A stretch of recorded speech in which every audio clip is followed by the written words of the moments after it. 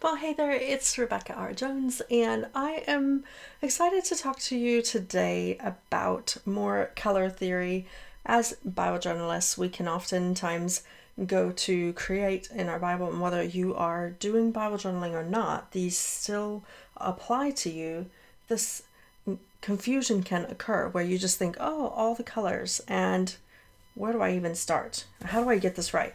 So you can have so many options that you can sort of pick through here and just say, well, I really like this color. It's my favorite color. And I think that this color might look nice with it. Well, maybe I'm okay this time. But what if I just really want to pop a yellow, or I want to add some orange to that? It starts to get a little bit funny and it doesn't look right. And you can't quite work out why two colors are just not working well together. Well, there's rules that you can follow, and these rules can totally change how we actually go about our color process and make it possible for you to pick colors that are harmonious together. And these are different types of color schemes that you can use in order to create what you're looking for. And there's a really simple way to do it. So regardless of what sort of color wheel you use, I highly recommend that you actually get yourself a pizza plate, a white plate, or anything like that, and get some tubed watercolors and place them just like the color wheel is. This is something that I go into detail with, especially even this palette and all of the things that you can do. I lay those out in my Color Made Simple course, so feel free to look for the link in the description below this video if you are interested in learning more about this whole process, because I go into a lot of detail in the course. But I really want to just throw some value at you today and help you be able to make really great decisions when picking fun colors so everything looks just beautiful together. So this is what we're going to do. We're going to look at colors that actually go well together, and there's a few different types of color schemes. Some people call these color harmonies, other people call it color schemes. So we'll look at monochromatic first of all, and really that is literally what it's saying there. Mono is one, and that is literally any color you want. It's just using that one color, and then you might add more water or less water to get that sort of vibrant, thick, rich color, or a very pale, washed out color, but it's all the same color. And that's just monochromatic. And you could do that. You could just stick with the one color and real simple. And sometimes simple is the best way to go. I think most of the time it is. So that would be monochromatic. Another thing you can do is pick 2 to 4 colors that are right next to each other on the color wheel. Now, I've made these out of vellum, and I think these are really helpful for actually auditioning inside of my color palette. Now, depending on the shape and how big the spaces are for all of your own colors and the way they're laid out, you could do the same thing with vellum. I think it's a really great idea. It works really well. So with analogous, I think honestly these colors are quite pretty. So let's go over here so I can work with those. So let's say we're dealing with these 3 colors here, and this is our analogous 2 to 4 colors, right? They're all right next to each other, so they look really beautiful next to each other. They have this sort of harmonious feel to them. So that could be really fun, but regardless, when you go away from monochromatic, you need to be thinking about what your dominant color is and what your accent colors will be. Just pick that one color that is going to be the thing that everybody looks at, and let that be the thing that just really pops off the page, and then let everything else sort of assist. So in this case, if I was going for this, I might say, oh, I really like this color. I'm going to put more of this color on the page than anything else. And then these 2 colors are just going to be an accent. Or, you might go down this direction and you really don't want much of this. You just want a pop of this, but more of this color. So regardless of where you put it, you pick whatever your dominant is. 2 to 4 colors are analogous. So next, is a favorite of mine, and that is called Split Complementary. Or actually, let's do Complementary so we do it in the same order here. This is literally two colors straight across the wheel from each other. So if we pop back to the top here, because yellow is my north side of my palette at all times, then what we would have is yellow and purple. Anytime you put two things next to each other that are across the wheel from each other, you get this sort of complementary color. What you need to be careful with is once we get into this territory where we're not right next to each other in the color wheel, these things mix really well together. But when you start getting stuff that's further apart on the color wheel than, say, analogous, which is just a few colors right next to each other, what you run into is mud. If I mix these two colors, I'm going to get something neutral that actually is closer to what's in the middle of the color wheel, which is actually neutral when you mix these colors together. So in order for this to work, we need to put these colors in their truest form in that purple and yellow color next to each other on our page. And by putting them next to each other, you get this sort of vibrant pop of color without actually mixing them. And then it looks just stunning. And you can do this all the way around the color wheel. Any of these colors across from the color wheel from each other will just look lovely next to each other. So no mixing, just complementing next to each other. And by using something like this, I can basically audition all of my options as I'm going around here, and I can just see that one of my favorites of all time is this quinacridone magenta with a Windsor green yellow. I think these two colors look absolutely gorgeous next to each other, and they are just waiting for me to do something fun with. But when I look at all of these options, it can be a bit overwhelming. So by auditioning your colors, you can come up with ideas here.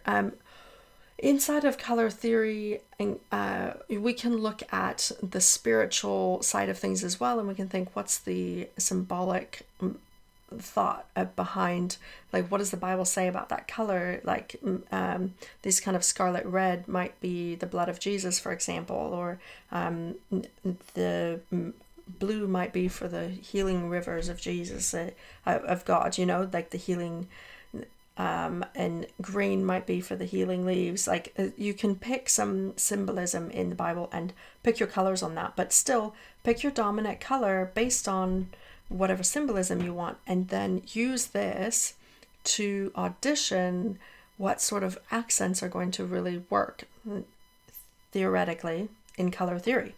So pick yourself a complementary color scheme, and that's what you're going to get, two colors across from the wheel. Next, we have Split Complementary, which is a real favorite of mine. And here you can see this points to a yellow, and then we have this sort of a reddish purple and this blue. And these are really, really pretty together. But still, we need to pick which one is going to be our dominant and which ones are going to assist. Now remember, as we move this around, I can still move this back to this color because maybe that's my dominant one.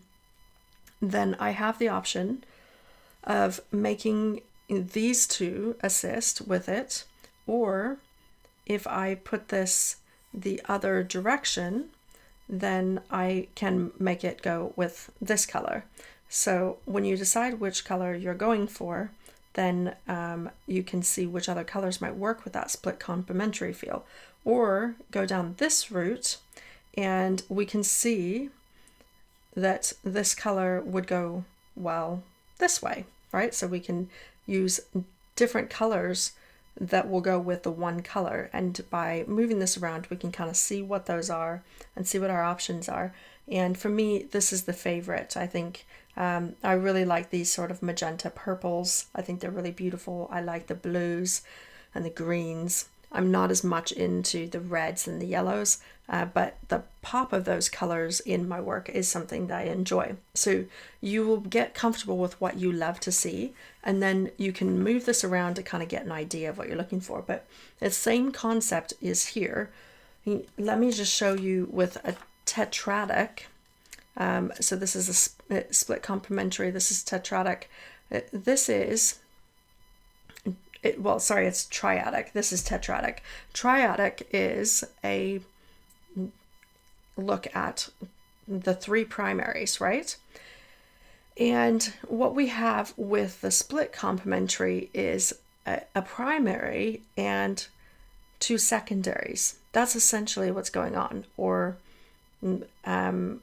depending on where you actually put this, it might be a secondary and a primary and a tertiary. It's just slightly off from the three primaries. But as I move this triadic around, I'm going to get options. Now, if I was doing this with just 12 colors, I've got 24 colors in my palette here. But if I was doing it with 12 colors, then these triangles would be a little bit smaller because this would be smaller. And I would just be dealing with my primaries, which are here, and my secondaries, which are in between every other, like these pointed ones. Here's my secondaries. And so we can see that we've moved the triadic to the secondaries instead. It's always going to be those primaries or the secondaries that we get with the triadic, whereas the split complementary, see how when we line it up with a secondary, it's actually reaching for these next level, which is the tertiary. So we have primary, secondary, then tertiary. And in between all of my tertiaries where I don't have anything, that's actually called a quaternary. That's the extra 12 on top of the main 20, or the main 12 that are in your color wheel. And if this feels overwhelming, remember that I have the Color Made Simple course where I go into all the detail and I walk you through it one step at a time so that it's super simple. But I think that you can really grasp the concept here and come up with something, put some colors on a pizza plate, and sort of make yourself up some little grids here, and then you can find yourself having so many options. But what you want to do is keep it simple. So in my mind, a triadic or a split complementary, they're really, really easy for making some really fun colors that pop next to each other. Just remember to put them next to each other, not mix them together. And then keep in mind that you still need that dominant color regardless of what you're doing. So one final option, if none of that is exciting to you, which I can't imagine how it wouldn't be, would be this tetradic. And this is where you get these four.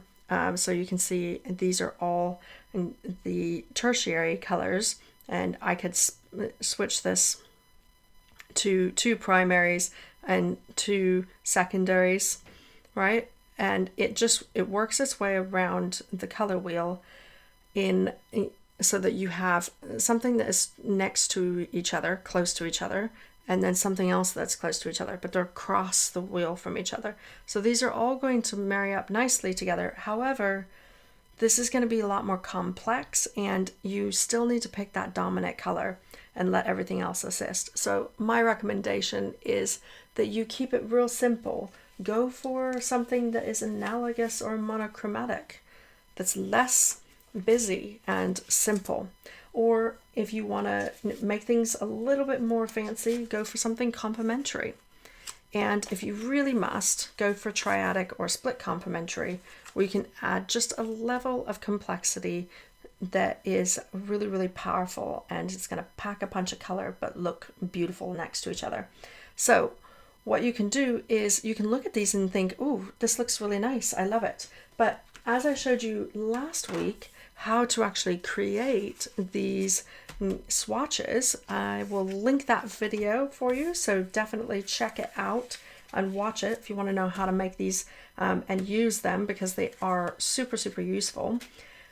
I've got these. This is all the colors that I've got in this color wheel here. Now, if I pick a split complementary, and I think these look really nice together, I'm still looking at them in this huge crew of 24 colors, and it can be a little bit difficult to see what do these actually look like next to each other. So what I'm going to do is I'm going to actually try it out, and I can do that because I have my swatches here. So here's cadmium yellow pale, permanent magenta, And lastly, we've got a French ultramarine. So these are my 3 colors, and I can take these outside this area and I can see for myself, do I actually like these together?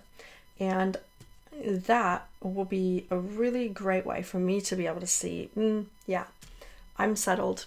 I love that. And then these have served a purpose and they've helped me figure it out. But I might just think, what if another combination would be better and I'm just playing it safe? So I just want to go all out, you know? So I need to pick colors that I haven't already picked, since I need to be in a position to actually grab those colors. So let's say I'm going for this right here. So I'm going to grab these colors. There's the phthalo, yellow green, and then we've got a cobalt turquoise and a quinacridone violet, and lastly a quinacridone red, which is right in here.